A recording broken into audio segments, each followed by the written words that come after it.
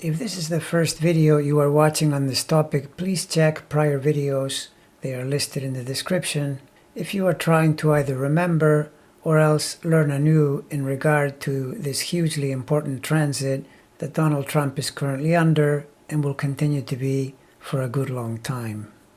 I missed reporting the most recent trigger of Trump's ongoing Neptune transit, which happened this past Friday, April 16th. A couple of things that I'm pretty sure would have gotten way under his skin are, first, the Russia sanctions imposed by Joe Biden the previous day, and which he would surely infer to not only be a repudiation of his Russia-loving stance, but also a sense that Biden is pointing straight at him as a key culpable person in the whole Russia matter and the knowledge of their clear interference during the 2016 election. Second on the list, and though a bit on the trivial side,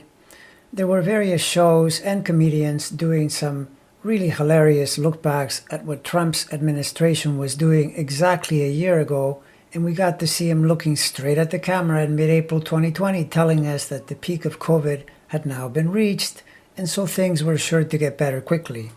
and that there wasn't anything to worry about. Remember that a bit prior to that, he was saying we would be opening up by Easter,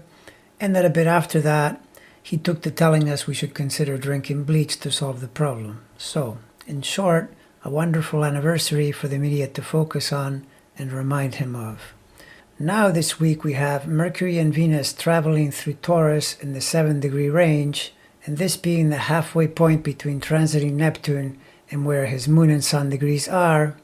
will signify a noticeable irritant that can correlate with, well, irritations, news he doesn't like, together with his customary inappropriate reactions. And as for the lunar trigger cycle, it takes us late in the week to Friday, when it will be going through Virgo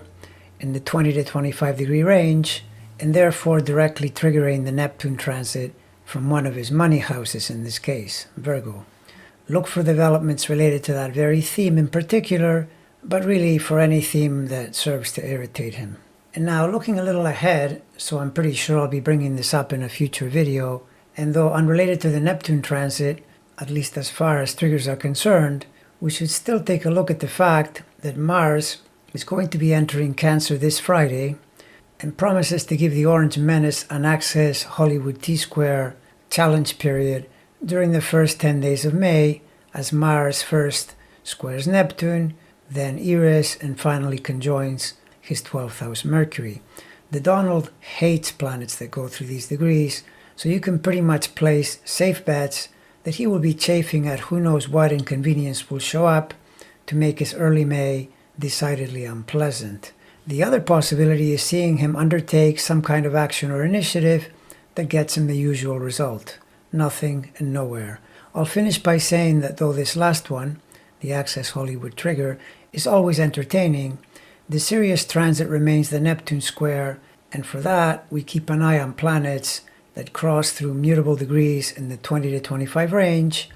and we can anticipate a pattern in which the lunar cycle will be doing this very thing late in the week. Currently it is Friday, but as time passes, the trigger day will move backward to Thursday, then Wednesday, etc.